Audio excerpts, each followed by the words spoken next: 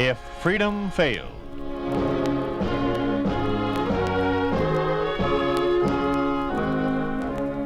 We'd like to take you on a visit to a town that doesn't exist.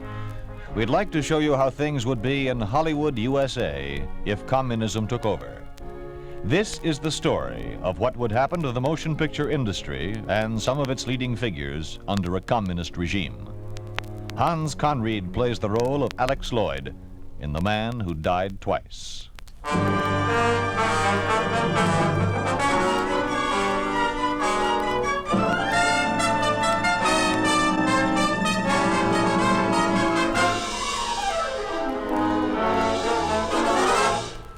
You didn't think I'd find you, did you? Tom, please. Please what? Let go of my arm. You're hurting me. What do you know about real pain? The real kind of pain. This is only momentary. This you'll forget. Oh! This won't burn holes in your insides like you did to me.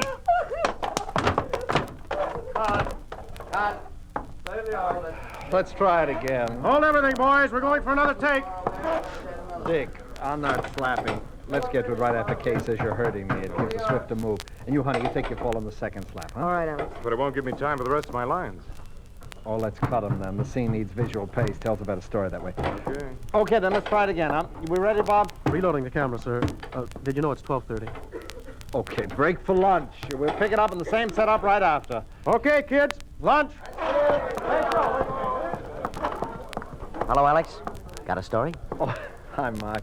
Who let you in? Front office. They obviously don't know I'm a friend of yours. Have you had lunch? Nope. Let's go. Provided you let me pick up the tab. What'll it cost me? A comment for my paper. For you, yes. For your paper, no. Pays my You rent. tell them to go to Blazes. Get me another job. Since when's the public interested in what I say, eh? Since the switch in government and general policy. It's no concern of mine. I make pictures. Oh, let's face it, Alex. You can't stay cooped up on an island in a changing world. Who says I can't? Mark, you know me well enough to know that I don't care what color flag the studio's flying. Yesterday was red, white, and blue. Today it's plain red. Tomorrow it may be yellow for all I care. Well, you can't ignore the party line. My line is entertainment. It's weathered greater storms than this. Ever since creation, man has sought escape from daily toil. Dynasties have come and gone. Empires have risen and crumbled. But, well, if you'll pardon the cliche, through it all, the show has always managed to go on. May I quote you? If you like, yes. I wouldn't, for your sake. Oh, you can't direct pictures in Siberia. You're wrong, my friend. I can direct pictures anywhere. You're incorrigible. Well, I should hope so. But if it's dirt you want, here comes your man right now. Hey, Leon, you got a minute? For you, Alex, anytime. I'd like you to meet a friend of mine, Mark Selden of the Evening Herald. Pleasure. Mark, this is Leon Forbes, my producer and nemesis. I do. I've always wanted to meet the man who could keep Alex in check. Would you care to see my ulcers? All Mark wants from you is a statement on the studio's change of policy, if there is any. Well, you can tell him yourself after the meeting tomorrow night. What meeting? Haven't you been notified?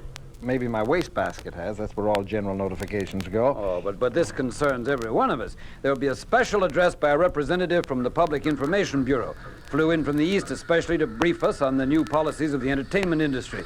You simply must attend. Oh, I'm sorry, no can do. I'll be screening the first rough cut of Killer's Toy tomorrow night. Oh, it'll have to wait. Are you telling me as my producer, or are you merely repeating what you've been told? I'm repeating. Oh, fine, fine. Then I'm sure you won't mind repeating to me what was said at the meeting after you've attended. Look, Leon, policies or no policies, we've got a picture to get out. There's a deadline for Academy Award contenders. And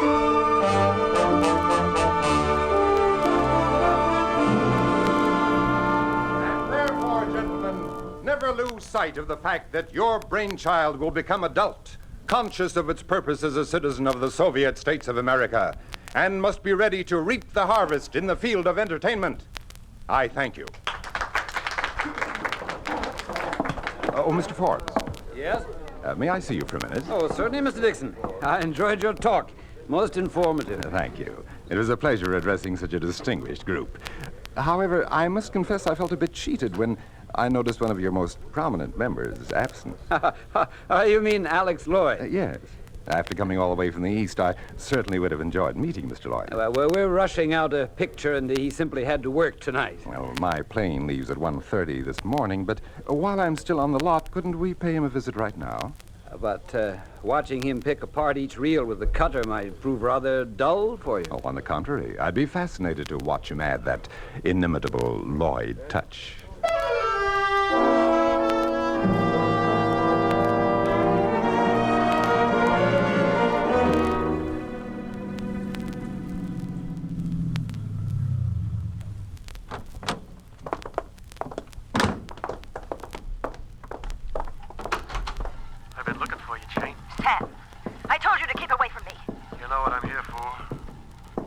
evening, George. Oh, good evening, Mr. Forbes. This is Mr. Dixon of the Public Information Bureau. Pleased to meet you, sir. The pleasure's all mine. Alex still in the projection room? No, we ran only a couple of reels. Got through about an hour ago.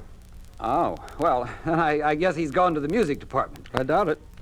Said he was going to drive down to the beach for some fresh air. Wasn't he feeling well? Oh, fit as a fiddle. Just needed a change. Oh. Yeah, you know how it is with these temperamental artists. No, I don't. Well, George, while we're here, you might as well haul the film to a projection room so that Mr. Dixon can see the picture. No, thanks. I've seen enough for one night.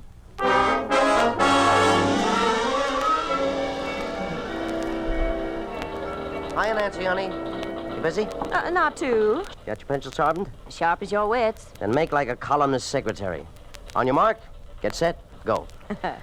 All of Hollywood once again feels that tingling sensation run up and down its celluloid spine, the annual Academy jitters, period.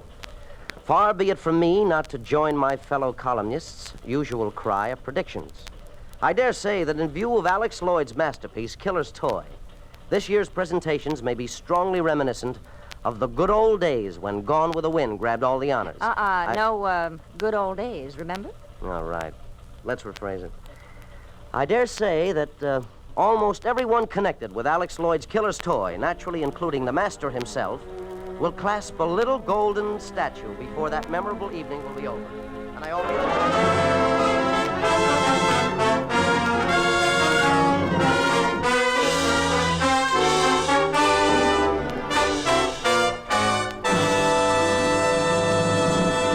Good evening.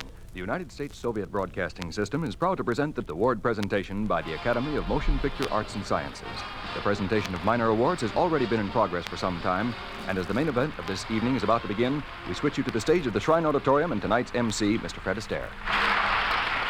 Ladies and gentlemen, there is a reason for my being here. It was quite a while ago when I first got out here. I guess the Academy Board thought that was as good a reason as any to choose an MC. Anyway, I am most grateful for the honor, and I'll try my best. During the year, newspapers carried stories on a number of weird and outlandish happenings inspired by the making of motion pictures. For instance, in January, a woman near Lakeland, Florida, told her husband she was going to the movies. She came out of the show, beat up a cop, and shot a drugstore clerk. In jail, she explained the whole incident by saying, "I always get a big kick out of Walter Pigeon." Enough of looking backward. Tonight is Oscar night. The prizes are being given for most distinguished film achievements. The prize itself is a 10-inch statue worth $41, but it is fought for, prayed for, wept over. Believe me, Caesar's legions did not fight harder for the jewel of Gaul. These awards are arrived at by a carefully guarded system of balloting. 12,000 people took part in the voting this year. The nominations were made by the members of the Academy branches assisted by the Hollywood guilds. The final selections were voted by the nearly 2,000 members of the Academy. All ballots were mailed to the accounting firm of Price Waterhouse, where they'd been properly accounted. Oh, Alex. Alex, I admire your control. I'm all on edge. Well, nothing to get excited about. Either I get it or I don't. But what if you don't? It'll save me the thank you speech. Mr. Astaire. Now for the Director's Award. Miss Fay Mallon will make the presentation. Miss Mallon. No such luck. Everyone I talked to said they voted for you. Oh, that's too bad. And with our Fay doing the honors.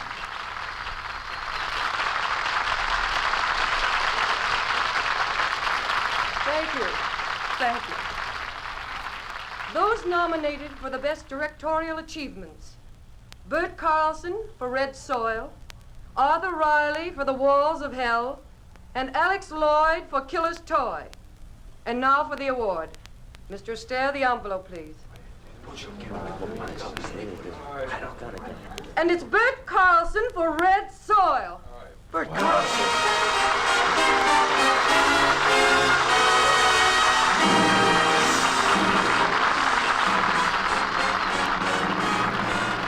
What could have happened? Bert's a good boy. I don't get it. Your picture copped the award in every other department. Maybe I don't live right.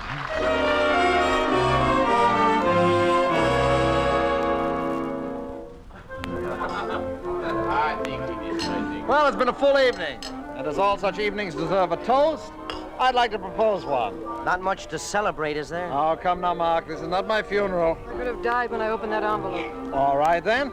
Here's to Faye's great performance. I still don't get it. To top it all, Leon walked away with a special Moscow Cinema Arts Award as the most outstanding producer of the year. Well, men like Leon are born to wear laurels. I, for one, look ridiculous with them. Oh, but Leon is just... Here he comes. Who's that man with him? No idea. Hello, everybody. Sorry I'm late. Well, as a celebrity, you can afford to be. Producer's only a bundle of nerves, never a celebrity. Yeah, but you are tonight. Well, now, we all know where the credit lies. Your modesty is nauseating, Leon. Pull up a chair and sit down. Oh, I'm so sorry.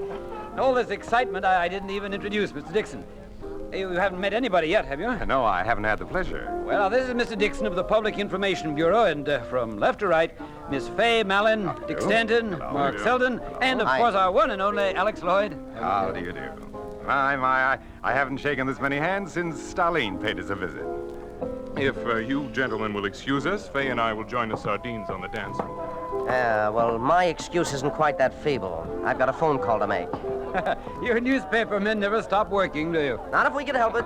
Pardon me? Well. This is indeed a long-awaited opportunity. Mr. Forbes must have told you how long I looked forward to this, shall we say, little tete-a-tete. Well, I can't imagine why. You must have been warned that I'm not a particularly polite conversationalist. But that's your charm, Mr. Lloyd, a down-to-earth quality so prevalent in all your work. Oh, incidentally, my heartfelt regrets about the Academy not bestowing you with the honor you so well deserve. You can't be a winner every time. But you should be. And a talent like yours should give you even greater satisfaction than the mere winning of a golden statue. It should benefit those who wish to follow in your footsteps, and there's no greater satisfaction than to have others seek you as their guide. Are you suggesting that I teach? And why not? God forbid. Few men have been honored by the Moscow Art Institute with a request for their services. Have I? That is precisely the good news I'm here to bear. I was confident it would offset tonight's disappointment. It's most considerate of you, but I'm afraid it doesn't. You see, despite all its superficial shenanigans, I love this town. I have no intentions of swapping it for Moscow. Oh, that is a shame. The government had so hoped you'd accept the honor and act as somewhat of an ambassador of goodwill. When it comes to spreading joy, I can do a better job with a camera. Don't be too sure. Now, if you're adverse to leaving this town, why don't you at least give the local movie industry a shot in the arm? Teach right here, in the environment you love. But I won't have time. Ask Leon. He's got a heavy schedule lined up for me. Have you really?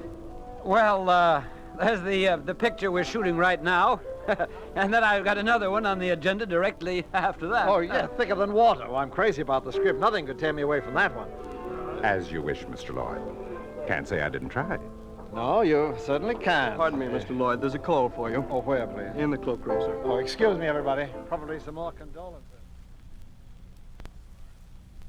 We had a call for Lloyd here. Sure have. What are you doing here? Sorry to use such a trite device to get you away from the table. Why? What's the matter? I've been doing some checking. I have an inside track on Price Waterhouse. Well, they've been counting ballots for the Academy for years. What's the matter? Don't you trust them anymore? Well, that's just it. I do. They turned in an honest count, all right, but someone pulled a switcheroo on them after they delivered the results. Wishful thinking. For crying out loud, do you think I'd be sticking my neck out with an explosive setup like this without some proof? Well, whatever it is, you better keep it to yourself. I intend to. I just thought I'd better let you know where you stand. Was my name the only switch? Yeah.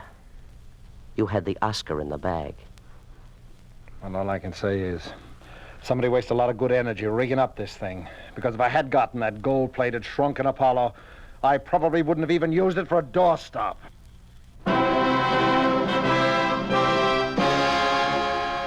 You are listening to The Man Who Died Twice, starring Hans Conried. A story of the way things could be if communism took over. A picture of what would happen to Hollywood, USA under a communist regime.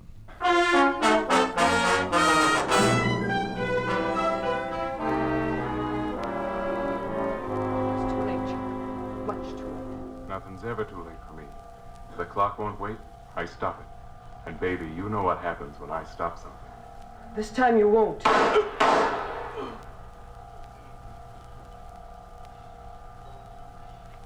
You hear the clock?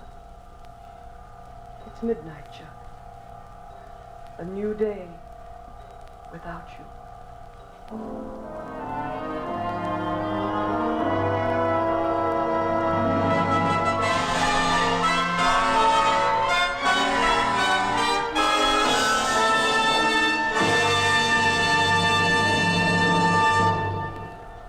Well, what do you think? Well, there's a couple of rough spots, nothing some minor retakes can't fix. Oh, I think it's great just the way it is.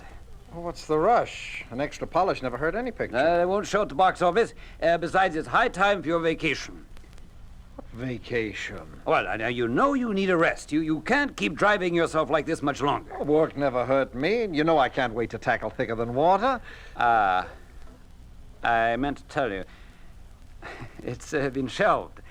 Shelved? Why? Well, the front office felt it to be too grim a subject matter at this time. What better time is there than now, with all this gibberish about communistic ideology still flying thick and fast? Why, this story does a greater selling job than any flag-waving brass band.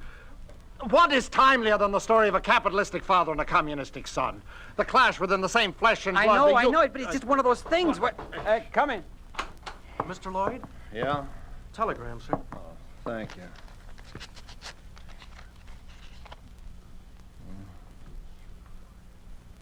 Wow. What timing.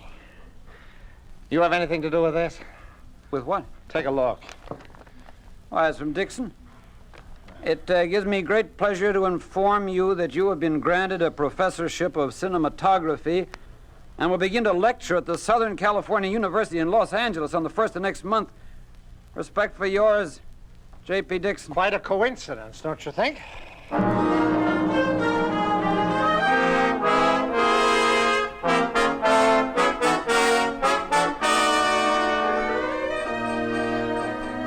Jumping Jupiter, as I live and breathe. Old celluloid brain himself. Where the heck have you been keeping yourself? What's the matter? Don't you read your own stuff anymore? You were the guy who blabbered about my being a loss to the movies and a gain to the university. Well, I had no choice. Who has? Anyway, that's no reason for you to go into hiding. A man who has fallen into a manhole is not necessarily hiding. Oh, it couldn't be as gruesome as all that. I hear rumors that you may make another picture. Well, I may be permitted to, is more precise. To rope down that manhole. Grab it, Alex. So what do you think I've been doing? When it comes to craving a camera, my pride takes a back seat. It took some finagling, though. Yeah? I'm not much a man for pleading, but I finally gave Dixon a heavy dose of it, claiming that I couldn't keep on teaching without some practical experience keeping me agile. Mm-hmm. What's it gonna be? Thicker Than Water. Your pet project. Some Christmas gift, huh? The return of what's been taken from you is hardly a gift. Think they'll put a ball and chain on it? Maybe. Maybe, but I'll be carrying a file.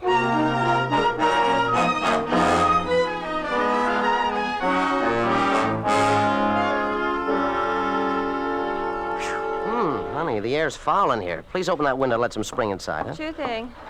Thanks, honey. Well, that smells good. Does spring make you think of anything special? Yeah. Yeah, honey, it sure does. We better get this write-up out before summer comes. You stinker. When will you run out of names? When you marry me. I'll buy you a dictionary. In the meantime, make 2 carbons of this. And get it on the boss's desk as soon as possible. I want to make the evening edition. But Alex Lloyd's picture won't be released for at least another month. I don't care. Got to start reminding this town early.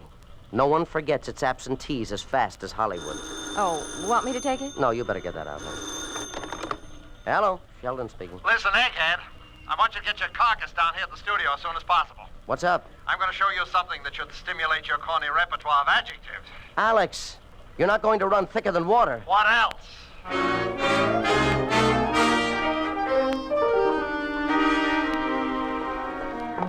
It'll be running projection room 6. It's just over here.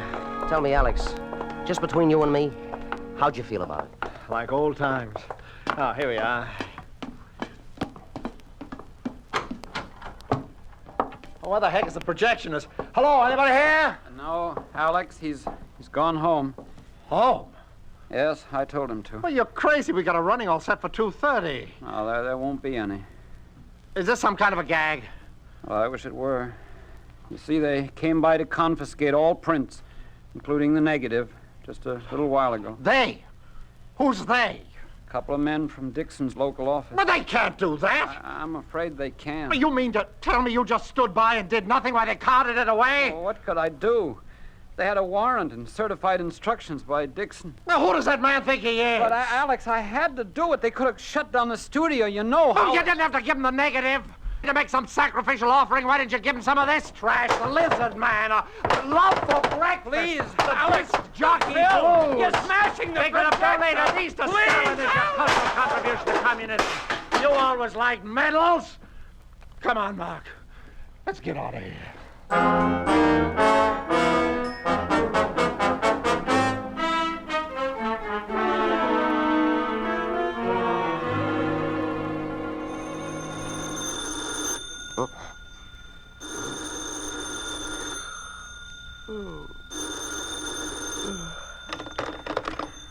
Hello. Hi, you son of a printing press. What you doing? Sleeping. What else would I be doing at 3 in the morning? Oh, sleeping the nocturnal waste of mankind, sleeping away the hours of darkness while life's mysteries step out of the shadows. What? What the devil are you talking about? You put on your clothes and come on over. The time has come to talk. Okay. Okay, I'll be over.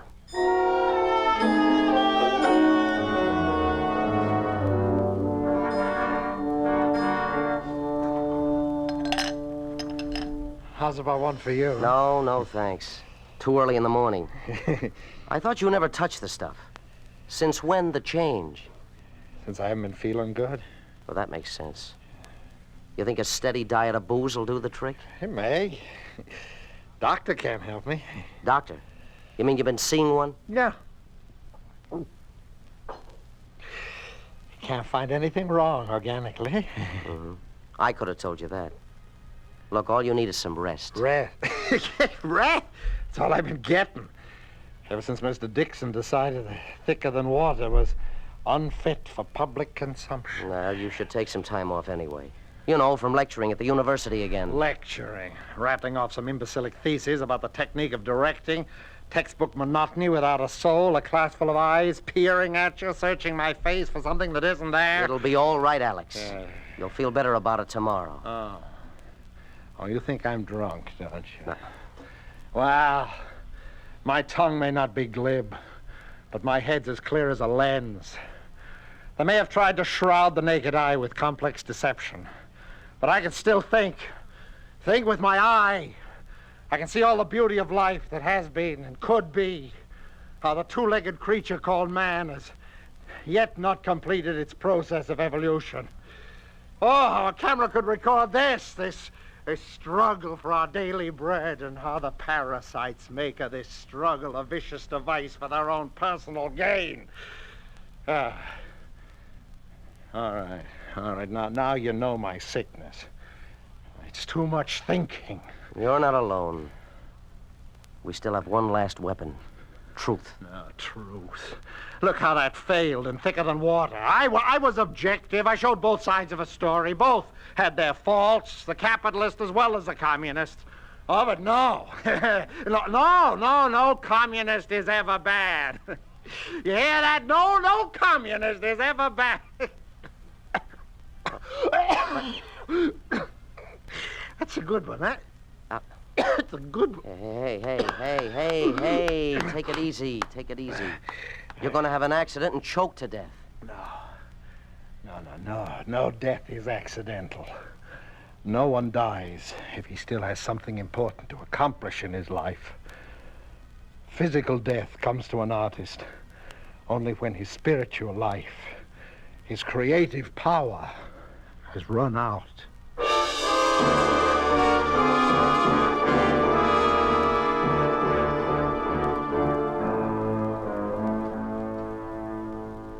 Some more coffee?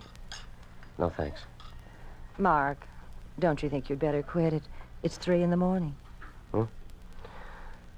I'm sorry, honey. You can go. I'll try to finish this by myself. I didn't mean it that way. It's just not fair of them to give you this assignment. Any obituary is bad enough, but... But Alex's obituary.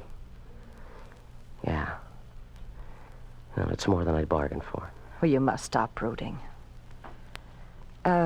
Make it brief. That's the way he would have liked it. It's not the length, honey. It's the punch.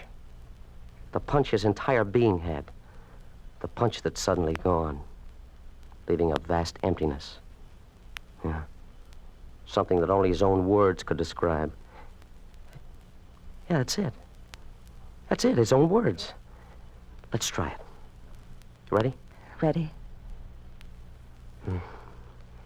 Did Alex Lloyd foresee his own death a month ago when he told me that physical death comes to an artist when his spiritual life, his creative power has run out? They said his heart was made of celluloid. But even unbeknownst to him, he was a romantic. And foremost, he was an artist, and as such, he paid a supreme price for his failings. He died twice. You think it'll get in print? In this red sheet? Not a chance. Tear it up.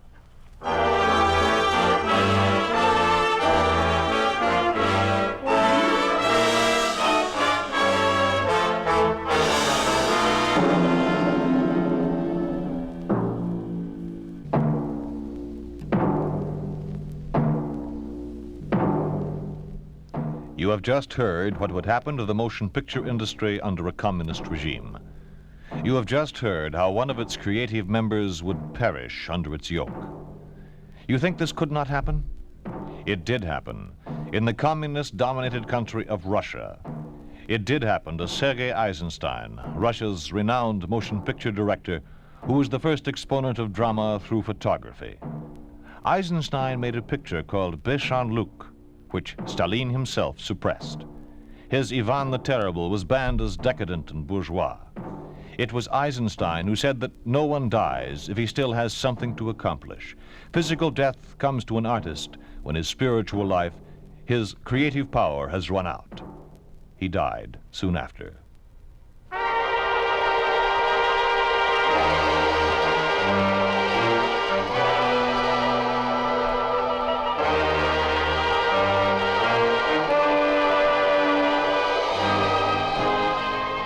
You've been listening to If Freedom Failed, starring Hans Conried as Alex Lloyd in The Man Who Died Twice. Sidney Miller was Mark, Bill Bissell was Leon, and Don Randolph was Dixon. Others in the cast were Janet Logan, Marjorie Hochel, Ken Allen, Lamont Johnson, Floyd Howard, Joe Cranston, and Leroy Leonard. Music was composed by John Hicks, with musical direction by Michel Perrier. The Man Who Died Twice was written for If Freedom Failed by Peter Brook, produced and directed by Robert M. Young. Sergeant Lloyd Eyre speaking. This program has come to you through the worldwide facilities of the United States Armed Forces Radio and Television Service.